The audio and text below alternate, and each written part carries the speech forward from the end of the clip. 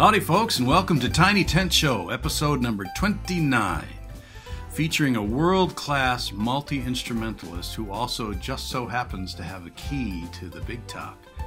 Even after the season is over, he sneaks in there sometimes to put on a show just for you. Even after the season is over in a year when the season never really got started. All the more reason to be grateful for these Tiny Tent Shows. It's allowed me to see some of these amazing musicians and talents from Lake Superior, Big Top, Chautauqua, even as I am hunkered down just like the rest of you. If you're familiar with Randy Sabien's work over the years, and I know a lot of you are, you know there are two reasons to watch tonight. Number one, because you're in for a good-humored performance by a seriously talented musician, but also because tonight's show is made up of shows that Randy has either never played in public before or never recorded. I didn't just toss out the term multi-instrumentalist earlier just because it has a nice rhythm. I like words with nice rhythms, nice rhythms. But I tossed it in because you will see during this show Randy moving from keyboards to guitar to violin flawlessly, and he's at home pretty much with whatever instrument he picks up. I've never seen him play the triangle, or the cowbell for that matter, but in general he seems to know what he's doing no matter what kind of instrument he picks up. Tonight he teams up with Blue Canvas Orchestra members Ed Willett and Yazmin. And you will have an opportunity to watch Ed and Yazmin shine as well as they improvise on the fly with some of these tunes. As ever, we are grateful to you for tuning in and watching. We are deeply grateful to our sponsors. Just to let you know, the sponsorship monies and the monies that you donate, and by the way, there's a tip jar set up. You can donate in real time while you're watching the show. A lot of the folks you're seeing on stage, this is what they do for a living, and anything you can give helps. And also, you're helping folks behind the scenes, the people producing these videos, the people taking care of the tent, pitching the tent, keeping it rolled up, keeping it safe, doing all the things it takes to keep Lake Superior, Big Top, Chautauqua going, especially during this unprecedented time. I think we've said everything we can about these times, and you understand what the Big Top is facing. So folks have been so generous. If there's a chance for you to add to that generosity, I know that the folks at the beautiful pearl, gray, and blue canvas tent appreciate it. So we are going to move on now and settle in for a bunch of fresh stuff. And by the way, Randy and I are going to chat, I think at intermission at some point. I tried to get a hold of him earlier, but he was whining about wanting to go fishing. So we'll see. But I think we'll get together and have a chat and share it with you later in the show. But let's settle in for a dose of fresh stuff from Randy Sabien.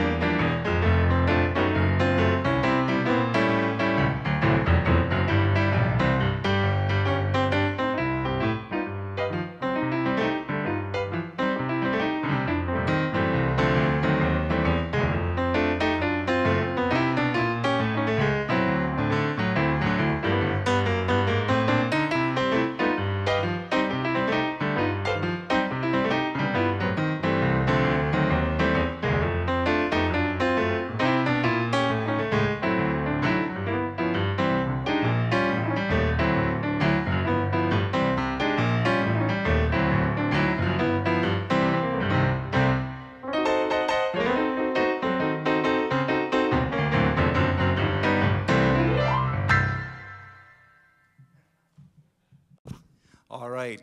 Welcome to the Tiny Tent Show. I'm actually inside the tent right now. It's just wonderful to be back here in this beautiful blue canvas tent. And it's way past the end of the season. It's a little chilly up here. We would have closed it down a couple weeks ago. I'm going to take this opportunity to play some original piano pieces. That first tune was called Raggedy Randy. And now I'm asking my colleagues Ed Willett and Yazmin Bowers to join me for a couple more. This next tune is called Manuel Antonio. I wrote it when I was a student at the Berklee College of Music out in Boston. 1977. It's titled after one of the national parks in Costa Rica. Beautiful beach with a rainforest jungle full of monkeys, and you can string your hammock right out by the sandy beach. And the next tune is, after that, is called Full Circle. I wrote this when my son Rylan was just a few months old. I was able to carry him around in the front pack, and there weren't too many things I could do with him except sit at the piano and play. And so this tune emerged. And he reacted like my typical audience. He would stare up at me and pay attention to me and seem to be interested in the music. And then after a while, he would nod off. So that's called the Full Circle. So here we go with, first of all, Manuel Antonio.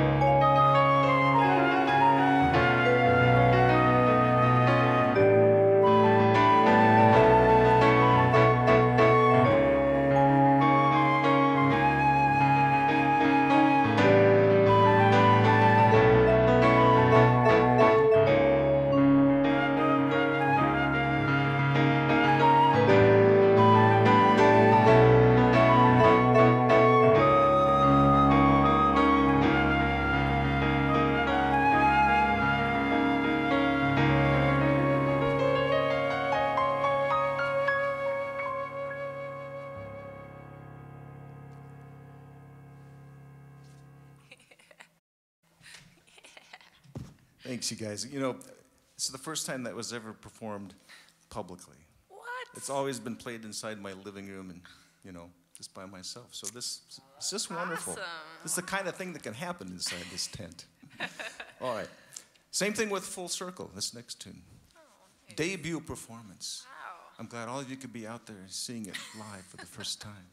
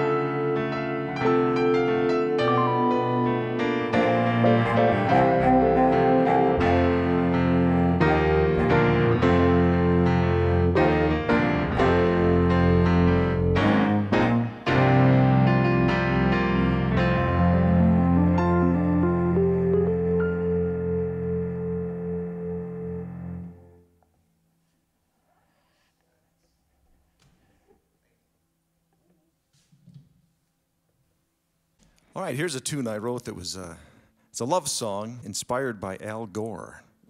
And if there's ever like a Grammy category for that, I think I got it sealed for victory. A love song inspired by Al Gore.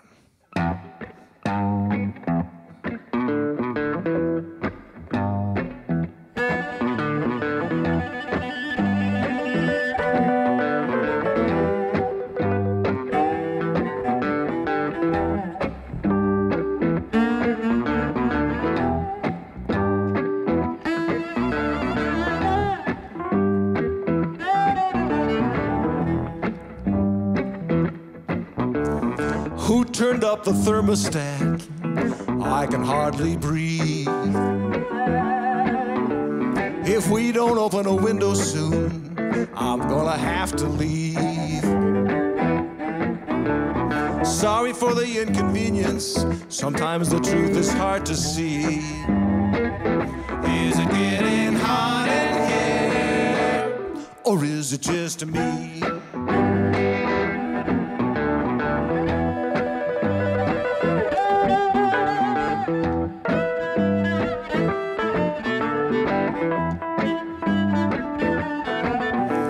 It feels so warm, babe, you're melting my ice. But I got to admit, sometimes it feels pretty nice. But if we don't cool things off between us, we'll all be drowning in the sea. Is it getting hot in here? Or is it just me? We've been driving down this road together for such a very short time. It turns out it's easier to change the weather than it is to change our mind.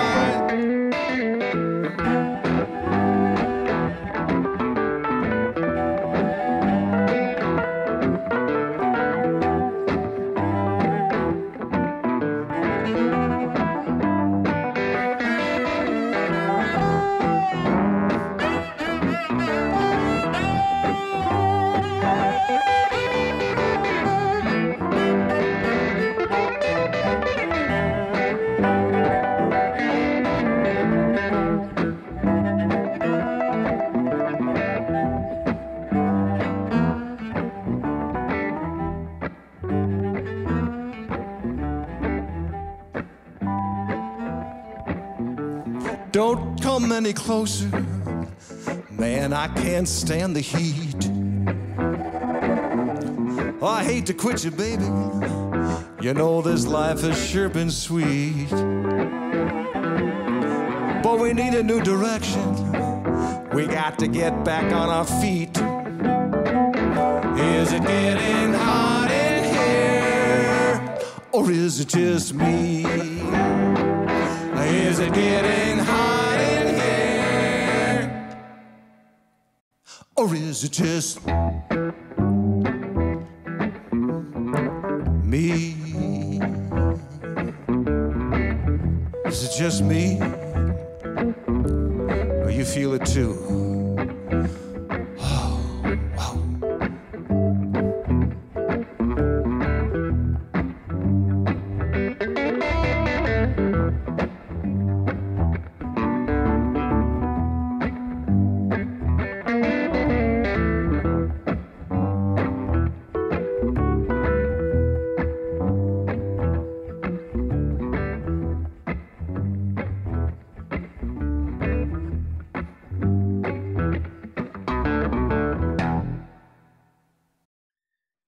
Well, folks, I've been able to track down Randy Sabien.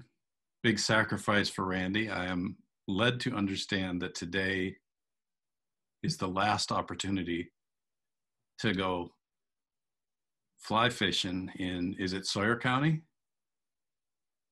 The entire state of Wisconsin, inland trout waters closed today. The last chance. So you can catch some trout on the big lake, but I'm an inland. I like to fish creeks that are about this wide, you know. And Sure. I'm going to go over to the. I'm not going to tell you where I'm going. Well, I was going to say, easy there, Hoss. My secret spot. No one knows where this place is. Actually, growing up, my grandpa, I don't know how it was with you, but my grandpa, every lake was Gunny Sack Lake. Was always, Yeah, right. Yeah. Where'd you catch them? Area lake. Caught on an area lake. Yeah, an area lake. Yeah, he'd always, and then he always had a hot tip. Like, oh, I got a hot one, you know, and then where this, and then he'd go and, you know, not really catch anything. And then next week it was another hot tip. And yeah, he'd say, yeah, I was buying worms. And I heard the guy at the counter saying they were really catching them out at Gunny Sack Lake. I'm going, Grandpa, do you think he's really going to say the good lake out loud? He's lying too. He's a fisherman. Tell me about, we'll see. I have a working theory and you can disabuse me of it if you want. So I grew up fishing for bass and northerns and stuff, and just slinging bobbers and big old rapalas and daredevils.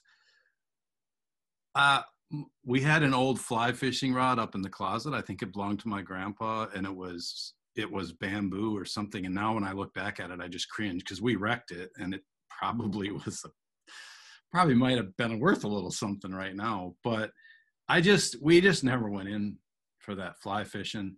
And now I've got a couple of people that I play music with now and then, and it seems like musicians kind of trend towards that fly fishing.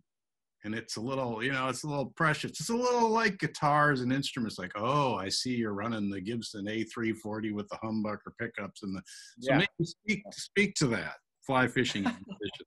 Oh, I grew up the same way you did. I mean, I'm not afraid to throw on a night crawl and catch a fish. It's very artful. The flies are beautiful. It's aesthetically pleasing, and I like to tie my own flies but I never fly my own ties. I thought that might be fun, if it's windy enough.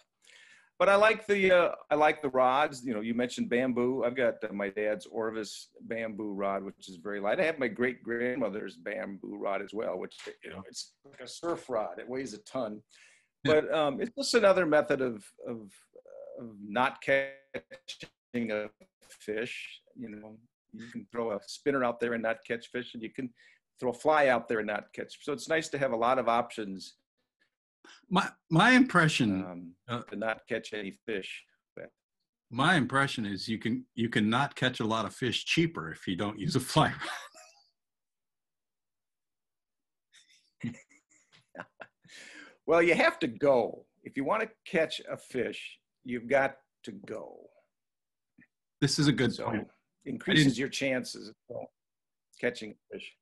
That's a good point. I haven't caught a fish. So I'm tempted not to go today because it's like 40 degrees and it's windy, but it's the last day, so I might just go look, see what happens. Well, we're having a little trouble with your signal, but I heard you say you're tempted to go today, but it's about 40 degrees. But you're tempted to, what I did catch is he said, you're tempted to go and just see what happens, because that's usually how it starts, isn't it? Well, I'll just sling one here. And yeah. I'm just going to look at the water and see if anything's moving around, and maybe I'll hook the rod up, maybe I won't. I don't know. So this is compared, maybe I'll come home with my liquor. Compared to your fly fishing aesthetic, this is a complete caveman situation. But one of my favorite things is I love shooting carp with a bow and arrow. And I just find that. Okay. Well, I don't know what to say to that. You don't have to say anything. I'm just enjoying this image of us meeting on the river sometime. I'm shooting at carp, and you're over there disdaining me with your fly rod and your Orvis kit and your creel. That'd be my cue to try a different spot, probably. Although, you know what? There is a whole book, Fly Fishing for Carp. It's Good luck. a thing. I wish those folks all the luck in the world. I'm going to stick with my method. Hey, in this show that you did, as long as we're probably supposed to actually talk about things relevant to the Tiny Tent Show. I think the fishing stuff is important too. That's what you call on background, right?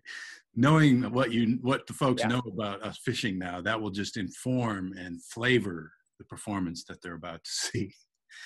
Gotta have inspiration.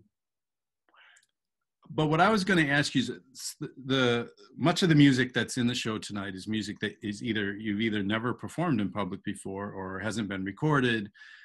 And that made me think of a couple of questions for you. One was, let's go the opposite way. Let's talk about songs that maybe you've played 100 times, because you've been doing this a while and you've done it all over the world. What's the magic of music in that you can do a song for the 100th time, but in the moment, there's still that wonderful feeling of discovery and sharing, at least in my experience. What do you have to say about that? Well, especially as a jazz musician, a lot of my music is instrumental and it's improvisational based, is I've been playing a lot of the same material for decades. And it takes a long time to learn your own tune. You know, I recorded, my first album was mostly original music. So I've been playing those tunes for decades, but every time I play it, I develop new things. It becomes deeper and deeper. So I play, in contrast to classical music, where I would study for months and months to play a piece, and I would play it once at a recital, and then I would go on to a more difficult piece. My music in the jazz, the tunes are fairly simple. You can play them quickly, you write them quickly, and then you play them over and over and over, and you get to know them, and they morph with the different musicians that you play with over a period of time. So that is, that's a very cool thing that happens. And now this, when you talk about trying a brand new tune, a lot of times, the very first time you play it is sometimes the best, like in a recording session. You go and you take one, take two, take three, and you go back. It was take one when the musicians were fresh on their feet. And then as time develops, you say, my gosh, 10 years later, I wish I could go back and play that tune again because it's so much better now. But it was, you know, it's just very it's like watercolor painting. You paint it and it's done, and you go on to the next one. It's temporal. Well, and I think I noticed that in watching the preview of this show, and we were putting it together, that, you know, when you throw it to Yazmin or you throw it to Ed, even for a non-jazz head like me, there's just this wonder. It's exciting to watch a song unfold around a certain structure, but we don't really know where y'all are going to go. And I love the freshness of that. Yeah, and this material, because it's mostly piano and guitar driven, and I've made my career mostly as a violinist, I've been playing this music for myself in my living room on the piano and guitar, and never really put it on stage before, and never played it with other musicians. So I thought it would be a great opportunity. I mean, this is exactly what the Big Top what the Big Top is about. New things, you know, try out something. Here's some new music, and debut these things. So I took the opportunity to play piano and get involved with Yazmin and Ed and see what they would do on this material. It was exciting for me to do this. So it's kind of a little bit of a progress report, and because we've all been theoretically sitting at home not doing much, and so here's what I've been doing as a little report card. Yeah. On the surface, it might seem like I'm actually doing nothing, but inside, it's just a model of industry. Well, I've said we're all hunkered and hustling at this point. So, what about, it's an interesting middle ground in this case because of the circumstances that we're in. Here you are coming out of your home with the song that not only has no one heard, but as you said, you haven't played it with other musicians. So you go to the tent and you sat down with musicians, and yet you're still in that middle ground because you played it with musicians for the first time, but there is no audience because of our circumstance. So that had to be interesting too. You know, it's when you go into a recording studio and do an audio recording, there's no audience. And so you're playing for yourself, you're playing for the engineer, and you listen back to it and you work on it till it sounds good. But there is something a little odd about being in a venue, you know, an auditorium, a canvas tent with 1,000 seats, and you walk out on the stage and there's nobody there, and you play through stuff. It's not a sound check, it's a performance. You're actually recording it. When I've done TV shows, there's at least been a studio audience. So it's very, you know, he had to learn how to do it, actually. He had to imagine the audience. He had to talk to the audience that's not there. And it was challenging in that way. But I think the music came off very well. I was very happy with it. It's, you know, working with Ed and Yazmin, top-notch players. And it was exciting. I think you'll see my facial reactions. We were having a good time.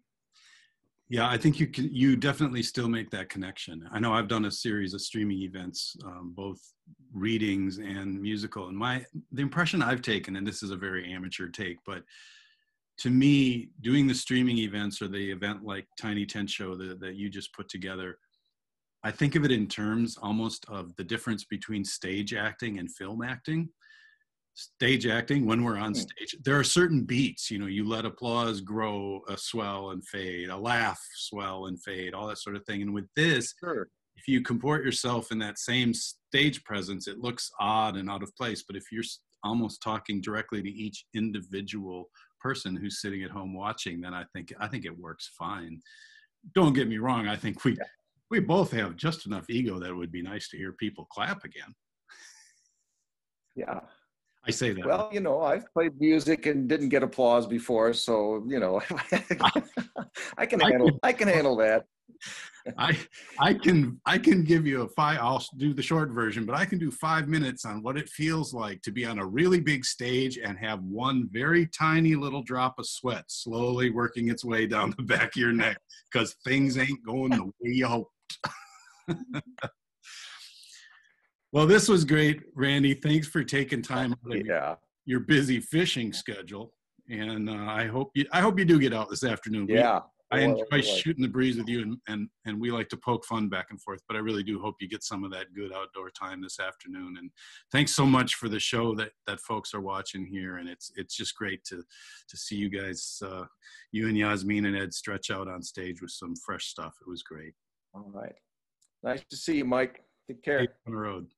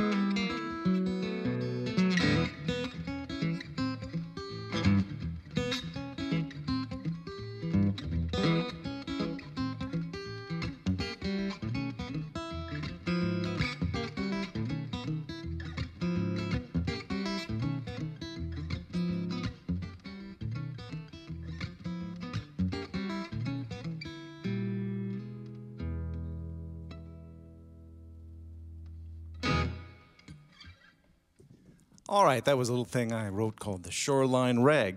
I'd like to bring Yazmin Bowers back out and Ed Willett as well.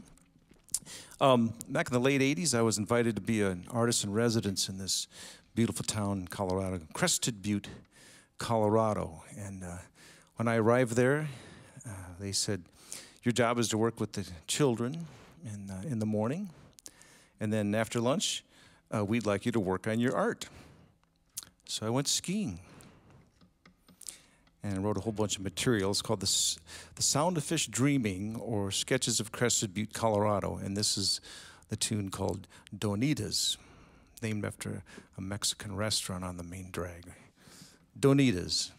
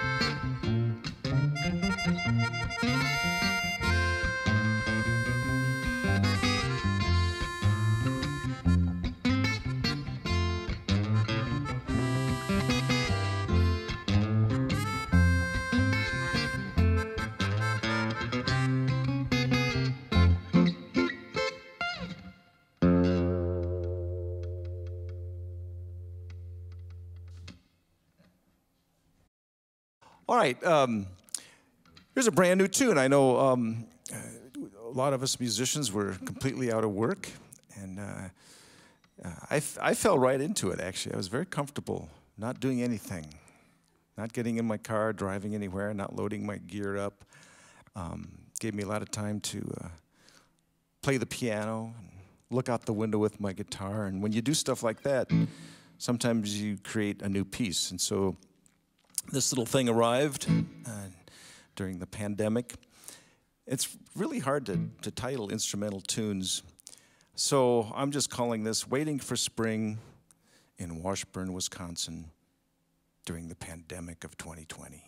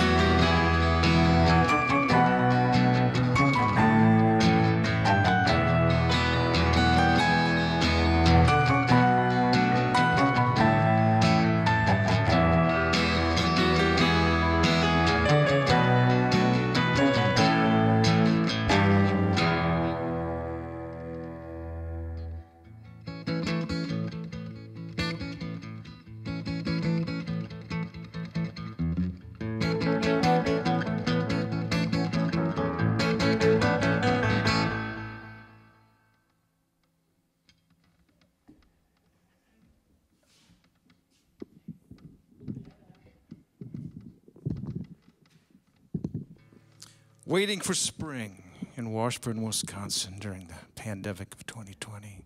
Spring finally came, so did summer. Now here we are at the tent, way after old last night. A little chilly up here, not too bad. I've seen worse. Yeah.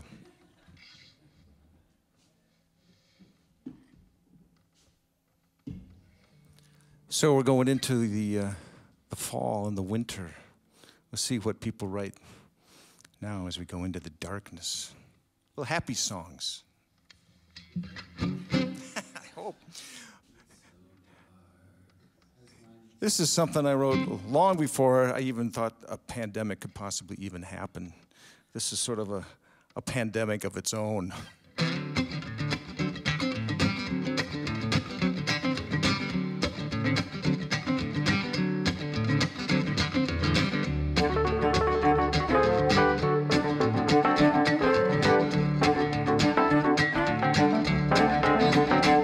Well, he goes for the throat at the drop of a hat.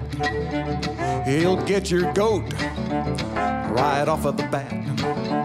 He lies through his teeth with a sheet-eaten grin. He'll say that he's sorry, and then he'll do it again. He'll be picking your pocket while he's shaking your hand.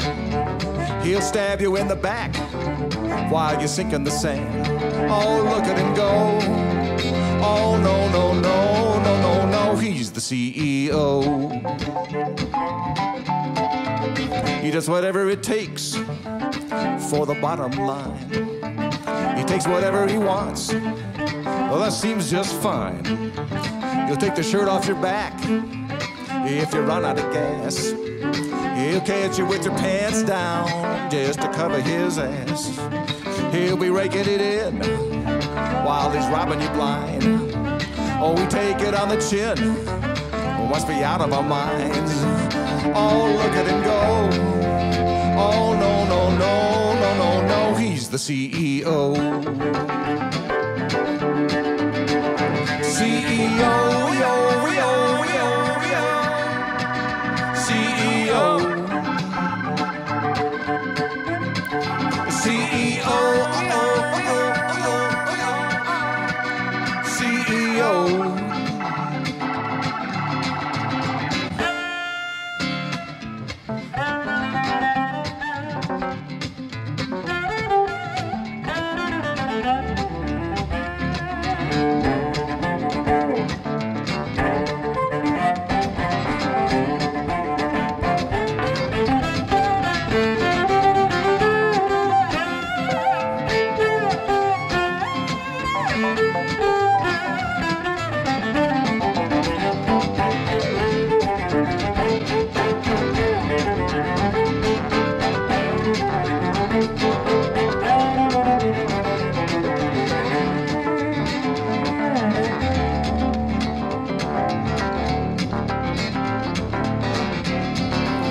We buy whatever he sells us, no matter what the cost.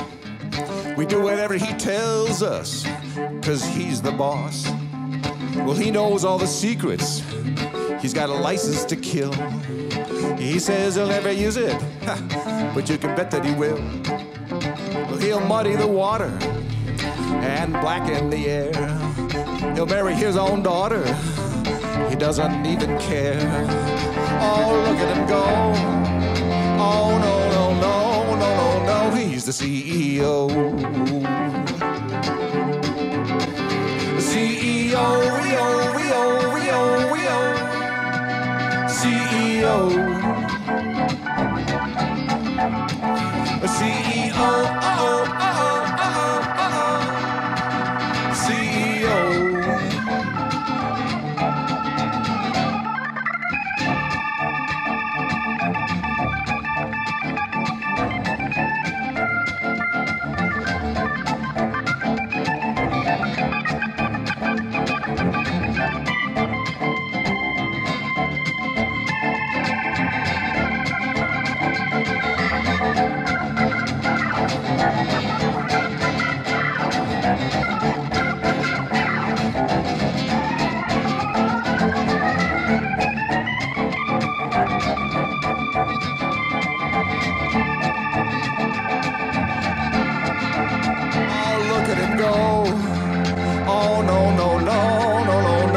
the CEO.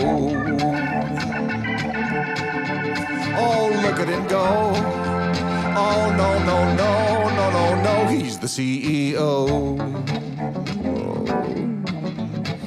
CEO.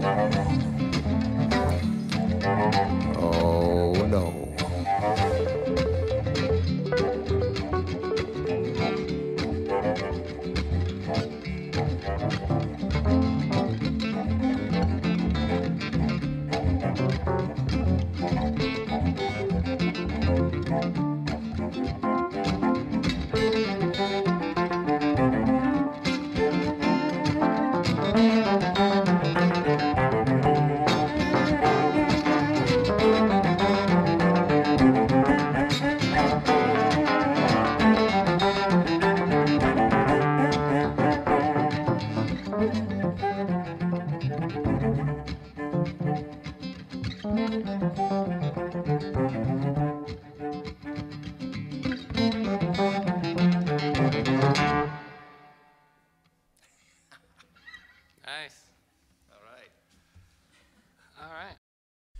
Well, we got one more tune here for you, and I'd like to thank Yazmin and Ed for putting in the hard work of learning a whole bunch of new material. It was a fun show for me to put together.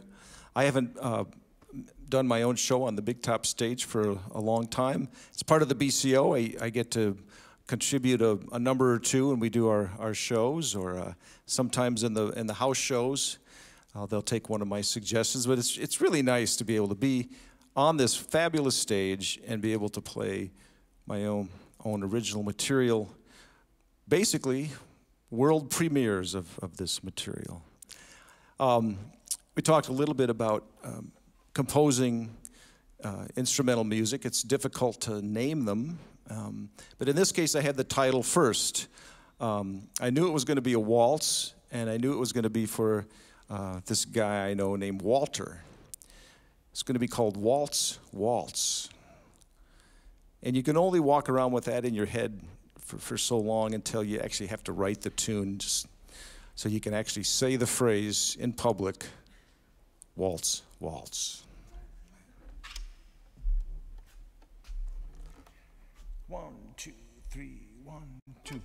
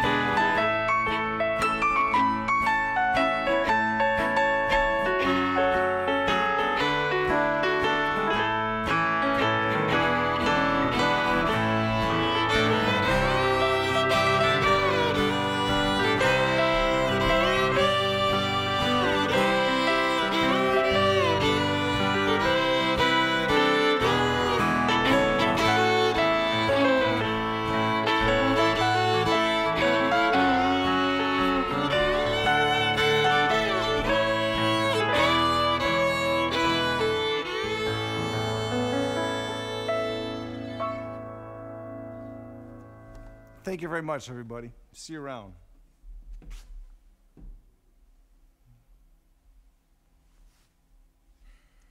Well, folks, that's our Tiny Tent Show for tonight. Thank you to Yazmin, to Ed Willett, and of course, to Randy Sabien.